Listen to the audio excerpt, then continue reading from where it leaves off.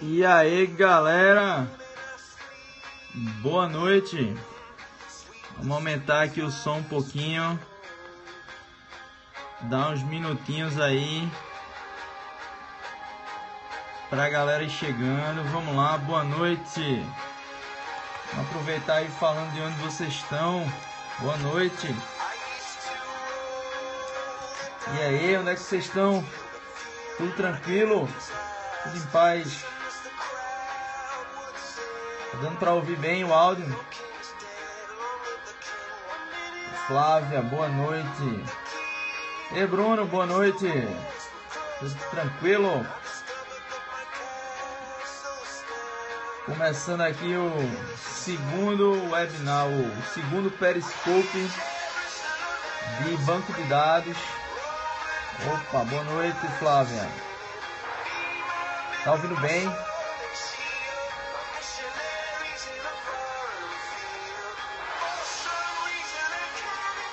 Farrumo, boa noite.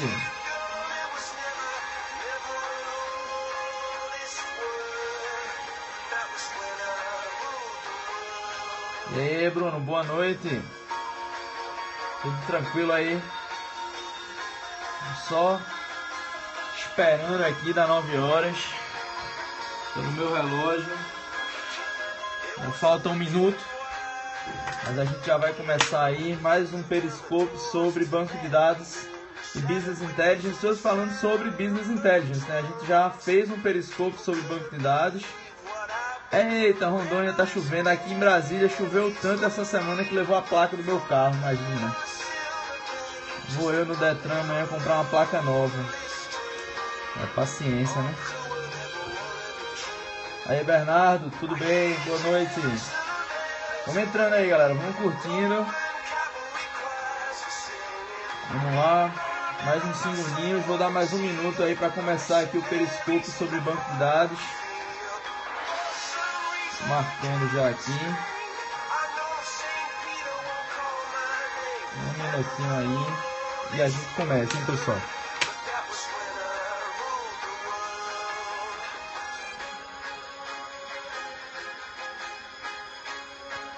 Vamos lá.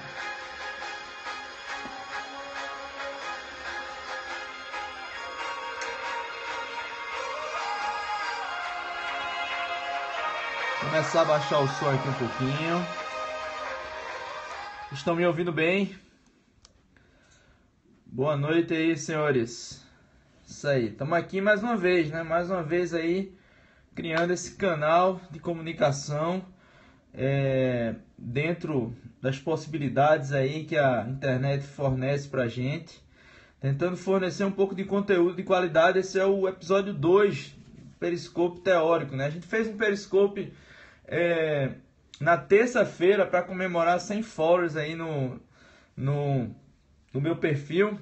Assim, a gente tá aos poucos procurando melhorar um pouco a didática e colocando alguns assuntos que são interessantes aí para vocês, ok? Bom, o áudio tá legal, vocês estão ouvindo bem.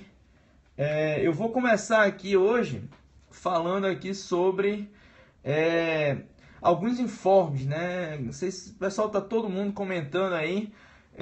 Saiu hoje o edital do concurso da PCDF, da Procuradoria, da Polícia Civil do Distrito Federal. É um concurso que tem 2 vagas, mais 10 vagas de cadastro de reserva. O salário aí inicial de aproximadamente R$17 mil. Então, é um concurso interessante.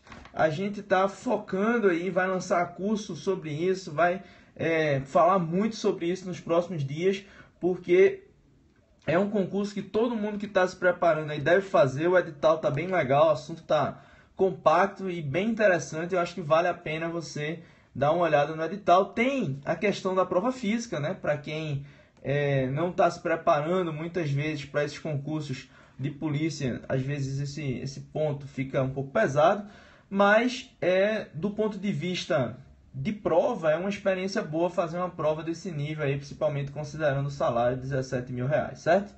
Outra coisa que eu queria falar para vocês aqui é que dia 7 de março a gente vai fazer, na realidade o Estratégia Concursos vai fazer um webinário de tecnologia, falando sobre os principais concursos de TI que tem aí no mercado. A gente preparou esse abril. Valeu, Flávia. Muito obrigado. Então, se eu só corrigir aqui rapidamente, 7 de abril, cara, nem para fazer o slide direito, né? Esse cara é fogo. Bom, então, voltando aqui, 7 de abril, como vocês podem observar aqui no marketing oficial, né? A gente vai ter aí o professor Vitor Dalton, o professor Diego Carvalho, o professor André Castro e a professora Flávia Soares vão estar presentes nesse webinário, vão tirar todas as suas dúvidas sobre concursos aí de TI, vão falar sobre concursos das três esferas, legislativa, executiva e do judiciário, vão falar sobre salário, sobre banca, vai tirar todas as suas dúvidas. Escreva, já deixe lá a sua dúvida, vai ser aí muito interessante, ok? Bom, então, feito esses informes iniciais, eles não devem demorar muito, a gente vai partir para o que a gente prometeu hoje, que é fazer uma revisão geral de Business Intelligence. O que a gente está querendo mostrar para vocês com esse primeiro slide? Esse primeiro slide eu espero que todo mundo esteja conseguindo enxergar tudo que está escrito aí. Mas a ideia é que o que aconteceu ao longo do tempo? Várias dessas áreas que estão listadas aí nos quadrados que apontam para Business Intelligence, elas foram desenvolvendo pesquisas e evoluindo, e todas começaram a convergir para um determinado processo, um determinado conjunto de conceitos que foi definido como sendo Business Intelligence. Quer dizer, você tem ferramentas, você tem métodos, você tem técnicas que vão contribuir para a tomada de decisão. Você vai ver isso em todos os conceitos relacionados a Business Intelligence. Você vai ver alguma coisa que no final de um processo vai contribuir para a tomada de decisão. Então, aqui a gente vai ver aí o que pode contribuir para essa tomada de decisão dentro desse contexto de Business Intelligence. Se você começar a partir de cima, aqui em cima, tá vendo? À direita a gente tem planilhas Excel. Tem gente que faz planilhas Excel e por meio dessas planilhas Excel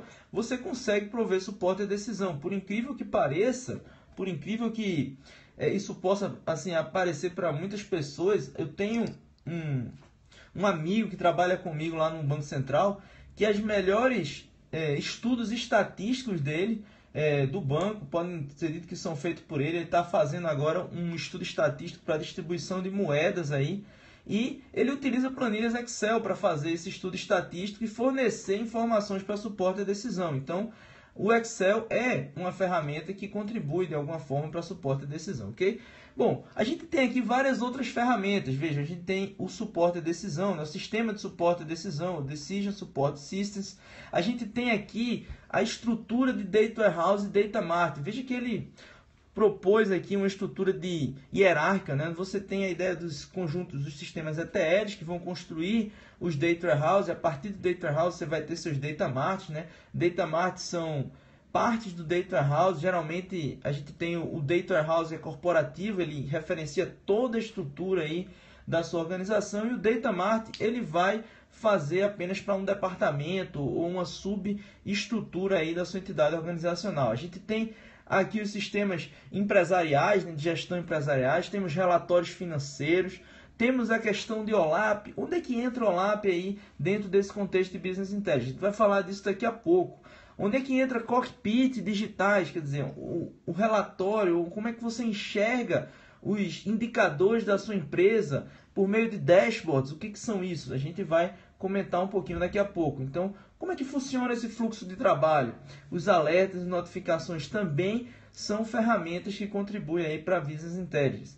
Outra questão interessante é a questão de Data Mining. Data Mining vai prover aí um conjunto de algoritmos, um conjunto de técnicas e métodos que vão extrair informações de uma base de dados e ajudar também no suporte à decisão. E por fim a gente tem aqui ferramentas de decisões e portais. Veja que tudo isso aponta para a Business Intelligence. Eles estão incluindo aí dentro desse arcabouço. Vamos dizer que Business Intelligence veio para estruturar essas informações. E como é que ele estruturou isso, né? Ele criou basicamente um processo. Não sei se está todo mundo vendo bem aí. Eu coloquei essa figura e essa figura vai contribuir para a gente entender melhor o processo de Business Intelligence, que parte dos data sources. Vejam aqui à sua esquerda, os data sources são as fontes de dados conhecidas como fontes de dados operacionais.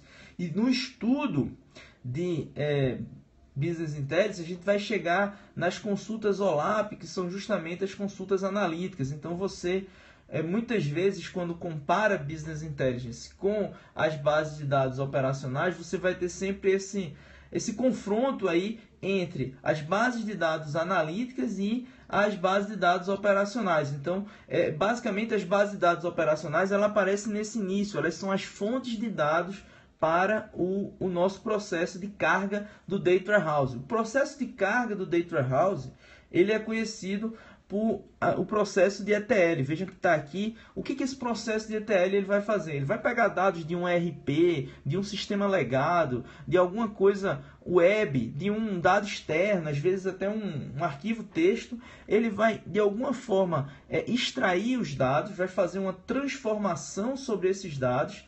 Às vezes vai integrar, quer dizer, você vai construir um conjunto de dados que vai facilitar a sua análise no futuro, você vai limpar esses dados. Então, o processo de ETL, ele vai, não é simplesmente um processo de trazer de um lugar e colocar no outro o dado, ele limpa o dado, quer dizer, ele trabalha o dado de forma a padronizar ele na hora que você coloca ele dentro do seu Data Warehouse. Veja que o Data Warehouse ele aparece aqui no meio da figura, e ele vai ser aquele grande banco de dados, ou seu grande armazém de dados que tem as informações a respeito da sua empresa, né? Então, as informações conhecidas como analítica, quer dizer, ele tem aquelas propriedades de guardar o histórico do dado, né? Então, a gente tem aí que o banco de dados, ele é o conceito que a gente tem de não volatilidade, né? A gente vê isso no curso básico de Data Warehouse. Qual é a ideia de ser não volátil? Ele não muda muito ao longo do tempo. Então, o que acontece quando você traz dados por meio do processo de ETL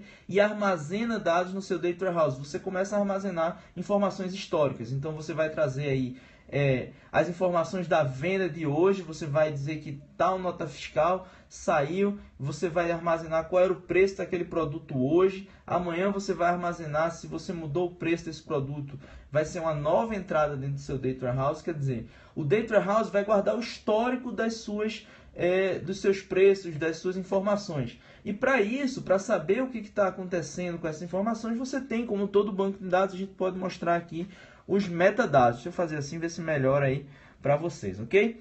Bom, então, os metadados é o dicionário de dados do Data Warehouse. A gente pode ter aqui embaixo uma replicação. A ideia de replicar o Data Warehouse é basicamente melhorar a performance, né? A gente sabe que a ideia de replicação ela vai melhorar a performance dos sistemas. Então, dado que você tem a estrutura do Data Warehouse, você vai poder, a partir desse momento, transformar esse Data Warehouse em Data Mart departamentais. Veja que aqui ele está apresentando esses departamentos, marketing, engenharia, finanças e assim sucessivamente. Então, esses Data Marts eles são menores do que o Data Warehouse, eles têm informações de apenas um subconjunto dos históricos da sua empresa. Por exemplo, no Data Mart de marketing, você só vai ter o histórico das informações de marketing e assim sucessivamente para os outros Data Mart, né?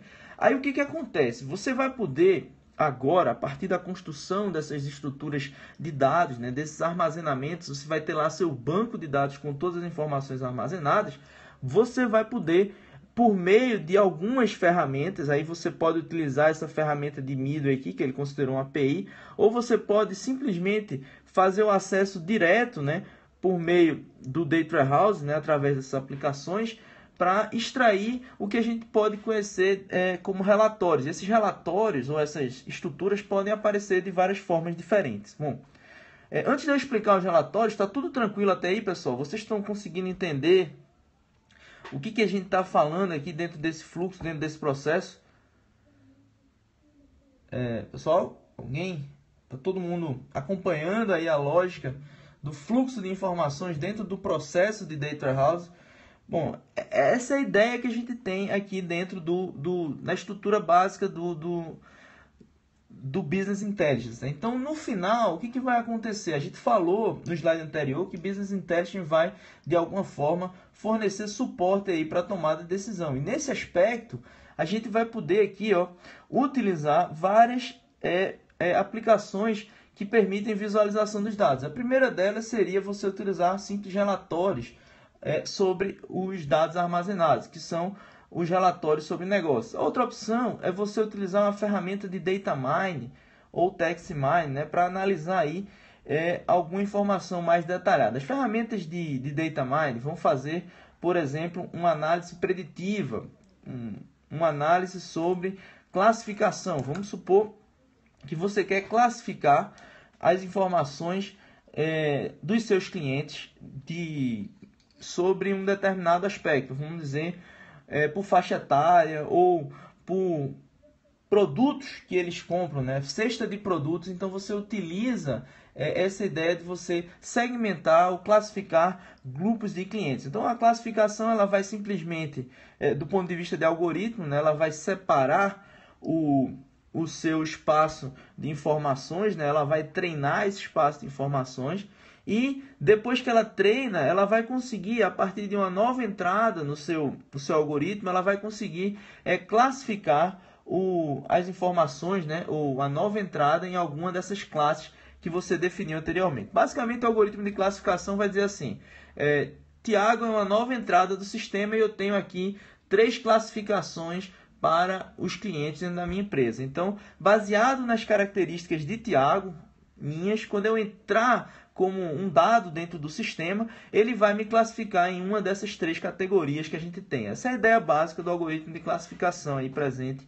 dentro do contexto teórico de data mining, ok? Outra coisa importante que a gente pode ter aqui embaixo é justamente o contexto de OLAP, ou também temos dashboard e informações web. Basicamente, são contextos diferentes, mas a informação OLAP é basicamente você ter um SQL estendido. A gente fez agora há pouco um curso lá no Banco Central da Teradata, e eles mostraram uma ferramenta de OLAP para o Data Warehouse da Teradata, ou basicamente para o banco de dados da Teradata, né? Que o Data Warehouse não deixa de ser um banco de dados. E basicamente a gente faz aí um conjunto de operações que a gente conhece alguns deles, como drill down, roll-up, a gente faz o pivot, a rotação, né, de um cubo de dados. Então a gente utiliza as informações do Data Warehouse para de alguma forma apresentar ou consolidar isso num relatório para os nossos usuários finais. A gente tem outra opção que é, a partir dessas informações, construir um dashboard. Quer dizer, você faz essas agregações e traz elas aqui para uma estrutura de dashboards, ou um portal web, alguma coisa que vai consolidar essas informações. E por fim, a gente tem as aplicações que são conhecidas como built-in, que são basicamente umas ferramentas prontas que vão construir relatórios para vocês. Então isso aqui também consome dados dessa estrutura aqui que a gente viu do Data Warehouse, ok? Bom, alguma dúvida aí, pessoal? A gente vai passar para um próximo slide, se ninguém tiver nenhuma dúvida. O bom é que essa aula ela está assim, com pouca gente, então a gente tem a opção de esperar que vocês perguntem aí e façam suas considerações antes de passar para o próximo slide. Alguma dúvida aí, pessoal? Dou-lhe uma, dou-lhe duas, dou-lhe 3, acho que está tudo tranquilo. Não, vamos passar então para o próximo slide aqui. O próximo slide, ele faz a mesma coisa do slide anterior. Ele trata aí do fluxo de informação dentro do contexto de Business Intelligence, agora de uma forma um pouco mais staging area no ETL. Ok, vou voltar para o slide anterior, que fica mais fácil explicar no slide anterior, ok?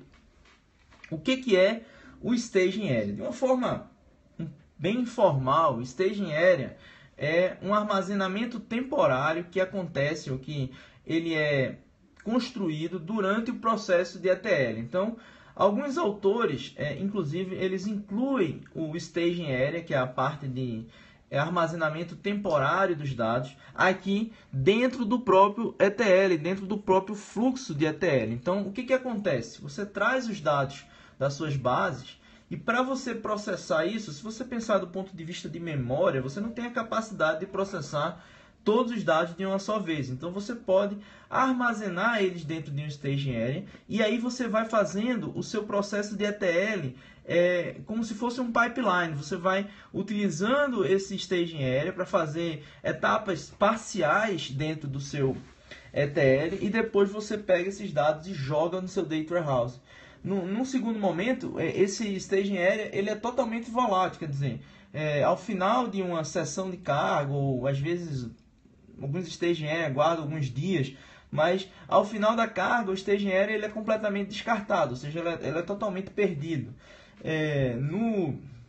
No Teradata ele faz mais ou menos isso. Ele tem, quando a gente utiliza o Teradata, é o appliance, quer dizer, a estrutura de Data Warehouse que a gente comprou lá para o banco. E quando a gente faz a carga, a gente usa uma área de stage para carregar os dados que vêm dos bancos de dados operacionais, para aí então você conseguir limpar esses dados, processar eles. Aí o interessante, isso é um aspecto prático do Teradata, né? Ele geralmente não aparece no ponto de vista teórico, mas no Teradata você tem, além do banco de dados de staging, né, a gente tem o banco de dados de work, que é onde também vai ser feito o processamento ali intermediário para carga dentro do banco de dados propriamente dito. Então, basicamente, essas informações aí que são importantes sobre o staging area, né? Tem um conceito que é muitas vezes confundido com o staging area, mas que alguns autores que é o de ODS, né? Operation Data System, que basicamente é muito similar ao staging area. Ele aparece aí dentro de vários livros de banco de dados, mas o ODS ele considera como se fosse um subconjunto do Data Warehouse, que ele tem as informações mais recentes. Então, isso é uma comparação que alguns autores fazem entre staging area e ODS, que seria o Operation Data Storage, né? Bom, então, visto isso, eu acho que para uma aula assim, introdutória, uma questão de conceito básico, eu acho que é o suficiente para você poder armazenar. Rapidinho, eu vou dar atenção ao meu filho aqui. Pronto, filho, vá lá. Então, voltando aqui ao contexto, eu acho que esse fluxo está bem explicado, né?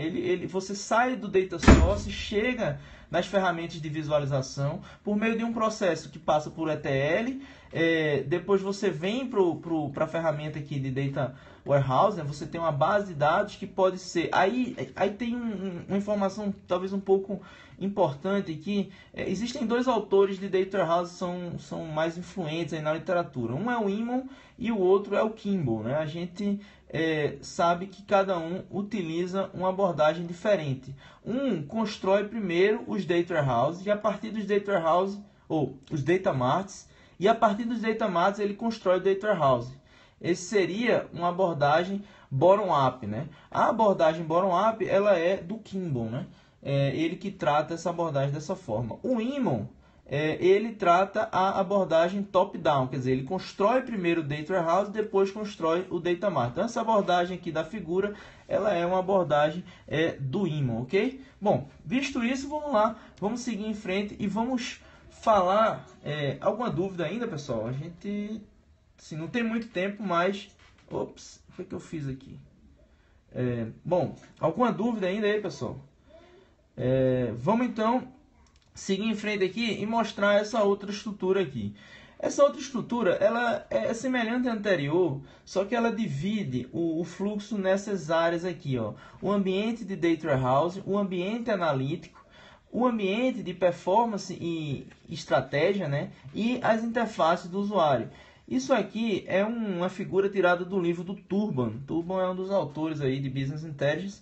E basicamente já caiu em algumas provas de concurso, eu não lembro se da ESAF ou do CESP, perguntando sobre esses ambientes. Essa divisão aqui, logicamente, foi tirada do livro do Turbo. Mas vejam que a ideia é a mesma. A única coisa que vocês têm que perceber são esses contextos que ele dividiu aqui as informações. Veja que o dado sai das fontes de dados, dos data source. Ele tem um suporte técnico que vai organizar, sumarizar e padronizar os dados. Isso aqui é o processo de ETL, vai construir o Data Warehouse. Os usuários de negócio vão fazer acesso a esse Data Warehouse e a partir de manipulações sobre esses dados, eles vão fornecer informações para os executivos e os gestores, que vão utilizar essas ferramentas e vão fazer a gestão estratégica do negócio. E eles vão utilizar essas ferramentas por meio de uma interface. Essa interface pode vir no próprio browser, né, no navegador web, em um portal ou num dashboard. E basicamente isso aqui é o contexto que a gente viu no slide anterior de outra forma, ok? Bom, então basicamente componentes futuros que a gente vai ter aqui do sistemas de inteligência, ok? Bom, então visto essas informações, vamos então encerrar aqui. Se vocês tiverem mais alguma dúvida, eu vou deixar aqui no slide mais um momento, se alguém tiver alguma dúvida. Basicamente essa ideia que a gente queria passar para vocês, né? Então, contextualizar a Business Intelligence, mostrar que o assunto, às vezes ele parece um pouco árduo, ele tem algumas características que são um pouco matemáticas. Se você for estudar a fundo Data Mining, por exemplo, você vai ver que Data Mining vai fazer vários algoritmos, várias provas matemáticas de como ele vai fazer, ou estatísticas, de como ele vai fazer essa mineração sobre os dados. Mas, do ponto de vista de provas de concurso, você entendendo esse fluxo, entendendo um pouco das características de cada uma dessas etapas aqui do processo, quer dizer, entendendo como é que funciona o ETL, como é que está estruturado o Data Warehouse, as ferramentas e técnicas de Data Mining e as operações de OLAP, as arquiteturas de OLAP, né, que é aquela ideia de MOLAP, ROLAP e DOLAP, né, que seria basicamente você ter o seu Data Warehouse. Veja que, embora a gente fala da ferramenta de OLAP, ela está baseada em como o Data Warehouse está estruturado. Então, por exemplo, se o Data Warehouse está estruturado como uma forma relacional, então a arquitetura é conhecida como ROLAP, né, de Relational OLAP. Se o Data Warehouse está estruturado de uma forma multidimensional, né, em um banco de dados multidimensional, então você vai ter aqui o MOLAP. E você tem ainda a opção de ter os dois, né? Então você teria aí o HLAP, ok? Bom, então vamos encerrar por aqui. Esse foi o episódio 2 do nosso Periscope aí de banco de dados e BI. Hoje a gente falou sobre BI. Como eu sempre falo, né? Então, às 9 horas da terça-feira, a gente vai se encontrar sempre aí e falar um pouquinho sobre esse assunto. Espero que vocês tenham gostado. Compartilhem esse vídeo.